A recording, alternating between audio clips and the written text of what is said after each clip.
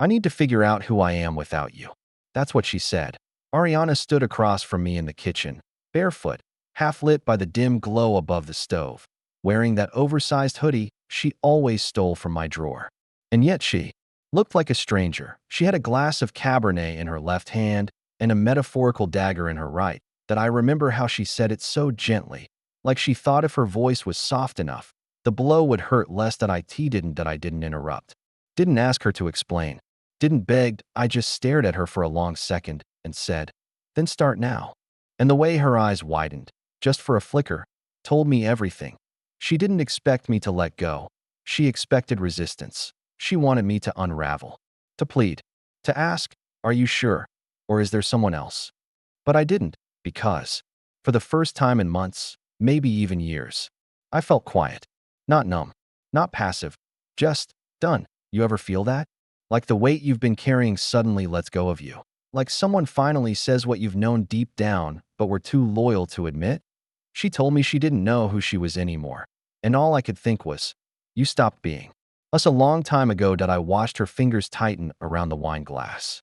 That silent, involuntary panic. Like she'd stepped out into the unknown and realized there might not be a bridge behind her. She placed the glass down gently on the countertop, next to the bowl of oranges we hadn't touched in days. She turned toward the hallway, grabbed her duffel bag, packed and zipped without discussion, and said, "I'll just be at my sister's for now." She paused at the door. I didn't. And when the door clicked shut, it didn't sound like an ending. It sounded like a question. Point one. I was no longer obligated to answer. You ever love someone so much that you ignore the ache in your own chest, just to give them space to find themselves? Let me tell you something. When someone needs to figure out who they are without you, what they're really saying is, "I don't want you in the picture of the person I'm becoming." Keep listening. Because what happened next shattered the illusion she thought I'd keep holding on to. The first night without her was quiet, but not the kind of quiet you enjoy after a long day. The kind that settles into the walls. That I remember sitting on the edge of the bed, her side still messy from that morning, the dent in the pillow, the smell of her perfume lingering like a conversation that ended halfway through a sentence. That I didn't clean it, didn't rearrange the sheets, didn't turn on music to fill the space. That I just sat there, and the silence, it didn't echo. It pressed. Arianna didn't text that night, didn't ask if I'd eaten, didn't even send a good night. But she posted, "Oh yeah," a story on Instagram. A close-up of her matcha latte, some hip downtown cafe, captioned, "Solo time is sacred dove #healing #growth." I stared at the screen longer than I should have, not because I missed her, but because of how quickly she was rewriting the narrative. She didn't look like someone who was lost. She looked like someone who had already moved on emotionally, and just now worked up the courage to physically follow through. 2 days later, another story. She was out at a rooftop lounge. Same oversized hoodie, but now paired with high-waisted jeans and a laugh that didn't belong to the version of her I knew. Someone took the photo, and in the reflection behind her shoulder, barely noticeable, was a guy. He wasn't touching her, but he was close. Too close. I didn't say anything. Didn't reply. Didn't even react. Because here's the part they never talk about.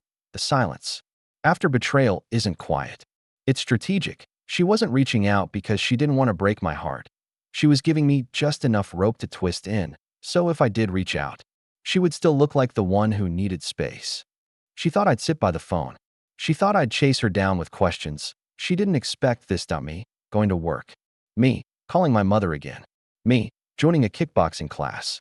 With my coworker Seth, not because I needed a hobby, but because I needed to hit something that wouldn't hit back emotionally. The silence between us became its own language, but I stopped translating it. You ever realize that the person you've been grieving is just a ghost version of someone who left long before they packed their bags? That's where I was. I didn't know what she was looking for, but I was starting to figure out what I'd been missing myself. It was a Sunday, late afternoon. I had just finished folding laundry, something she always said I did too meticulously.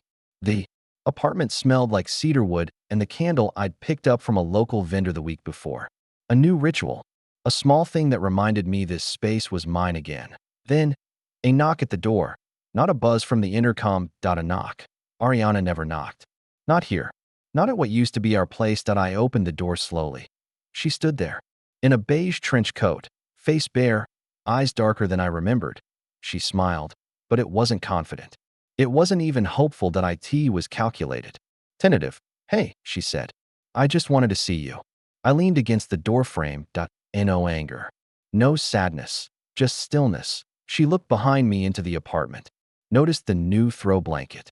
On the couch. The art on the walls she never liked. Now displayed unapologetically. You changed things, she said. I had to, I replied.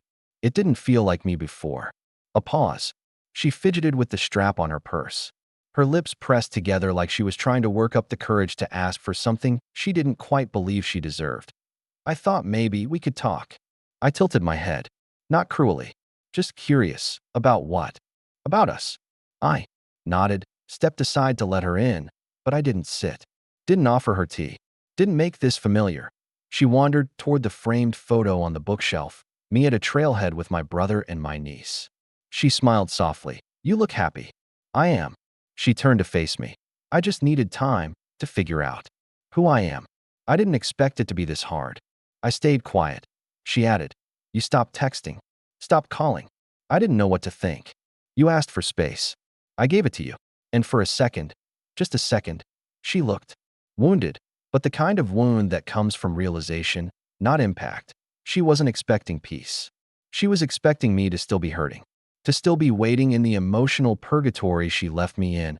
I miss you, she whispered. You miss the version of me who didn't know better. I said, people always say, if it's meant to be, it'll come back. But what if it does come back, and you've already outgrown the place it left you in? She came back to see if the door was still unlocked. What she found was a man who learned how to bolt it from the inside. She sat down, slowly, on the edge of the couch.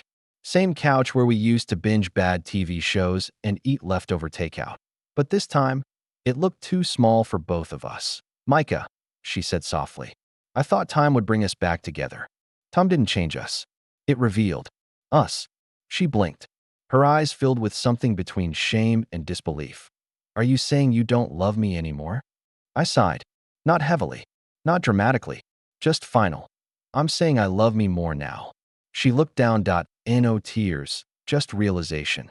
Do you think there's a version of us that could still work? Maybe, I said. But that version existed before you walked out. And I'm not stepping back into something that had to leave. Me to feel alive. Silence. Not heavy. Not cruel. Still. She stood up. Picked up her bag. Her voice cracked just once. I never thought you'd stop waiting. And I said, that's the part you never understood. I wasn't waiting. I was learning how to live. She didn't say goodbye. She just nodded once, stepped outside, and let the door close behind her. I stood there for a few seconds, in no anger, no grief, just clarity. I turned toward the window, cracked it open, and let the city sounds in. The breeze felt honest, uncomplicated, and for the first time in a long time. I didn't feel like half of anything. I didn't feel like a breakup. I didn't feel like a victim. I felt whole. You ever notice how some people only come back when they think you're still broken? But the truth is, healing is quiet. Transformation is private. And peace?